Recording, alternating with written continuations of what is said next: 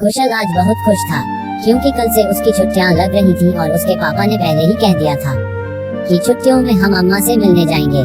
बुलंदशहर के छोटे से कस्बे से निकलकर दिल्ली के फ्लैट का सफर रवि जी ने बहुत मुश्किल से तय किया था। दिल्ली की आईटी कंपनी में काम करते करते कब वे अपने घर से दूर हो गए पता ही नहीं चला। रंजना से शादी फिर कुशल का होना, इस सब की जिम्मेदारी में वे अपने माता पिता से दूर हो गए थे। रवि जी की माँ जिसे पूरा कस्बा अम्मा के नाम से जानता था, इसलिए रवि भी माँ को अम्मा कहते थे। पापा के मरने के बाद रवि ने बहुत कोशिश की कि अम्मा को दिल्ली ले आएं, लेकिन अम्मा केवल एक बार दिल्ली आई थी। 2 दिन बाद ही वो बोली, पता नहीं तुम लोग कैसे इस डिब्बे में रह लेते हो बेटा, मुझे तो तू गांव भी छोड़ा। जब तक 4 लोगों के सुख दुख में हिस्सेदारी न हो कैसा जीवन। यहाँ तो कोई एक दूसरे से बात तक नहीं करता। रवि ने बहुत समझाने की कोशिश की, अम्मा वहाँ तुम्हारी देखभाल कौन करेगा। ये सुनकर अम्मा ने कहा, पूरा मोहल्ला खड़ा हो जाता है। मेरी खांसी सुनकर मोहल्ले की सारी बहुएं अपनी सास से ज्यादा मेरा ध्यान रखती हैं। अम्मा वापस अपने घर आ गईं। इस बात से गुस्सा होकर रवि ने कई महीनों तक अम्मा को फोन भी नहीं किया। अम्मा फोन पर हालचाल पूछती तो बस आहू करके बात टाल देते थे। आज कई महीनों बाद रवि रंजना और कुशल को लेकर जा रहे थे अम्मा से मिलने। 2 दिन रुककर रंजना और कुशल को छोड़कर आने का प्लान था। कुशल सुबह जल्दी ही अपने आप उठ गया। रवि और रंजना ये देखकर हैरान थे कि स्कूल के लिए तो कभी उठता नहीं था, लेकिन अम्मा से मिलने के लिए सुबह ही उठकर तैयार हो गया। कुशल के कुछ खिलौने, कपड़े और जरूरी सामान रंजना ने पैक कर दिया था। रवि, रंजना और कुशल तीनों अपनी गाड़ी से घर पहुंच गए। अम्मा को सरप्राइज देना चाहते थे क्योंकि अम्मा भी ज्यादा बात नहीं करती थी। रवि के व्यवहार से गुस्सा थी।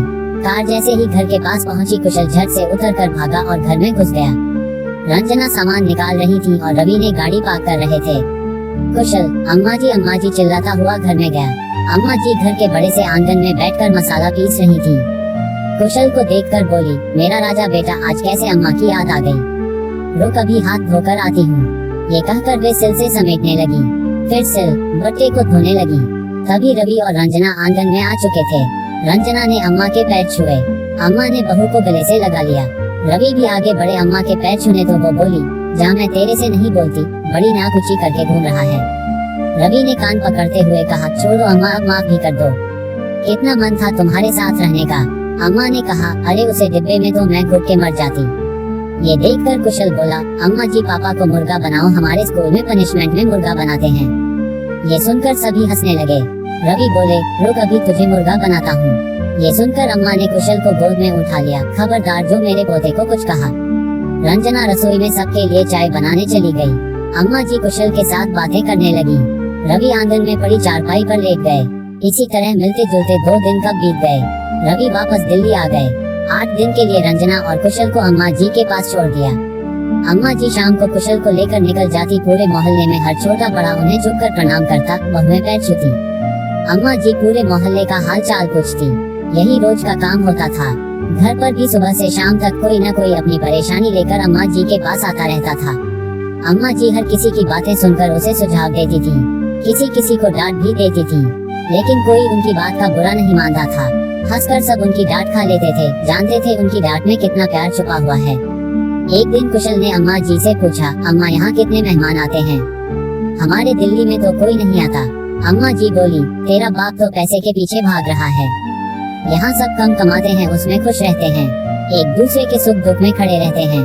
कुशल बोला, अम्मा क्या हम हमेशा यहाँ नहीं रह सकते। ये सुनकर अम्मा के चेहरे पर एक उदासी छा गई। फिर वो बोली, बेटा ये घर तुम्हारा ही है, लेकिन तेरे बाप को कौन समझाए, कल मैं मर गई तो वो तो इसे भी बेच देगा। ये सुनकर रंजना ने कहा, अरे अम्मा जी कैसी बात करती हो, अभी तो आपको कुशल के लिए बहू भी लानी है। कुशल बोला, अम्मा जी बताओ ना कब लाऊंगी मेरे लिए बहू। अम्मा जी और रंजना दोनों हंस पड़े। फिर अम्मा जी ने कहा, चल शाम को ही तेरी बहू लाती हूँ, नहीं तो तू भी अपने बाप की तरह शहर में कोई ढूंढ लेगा। ये सुनकर कुशल बहुत खुश हुआ। चलो शाम को बहू तो मिल जाएगी। न शादी का मतलब पता, न बहू का, बस बहू चाहिए थी।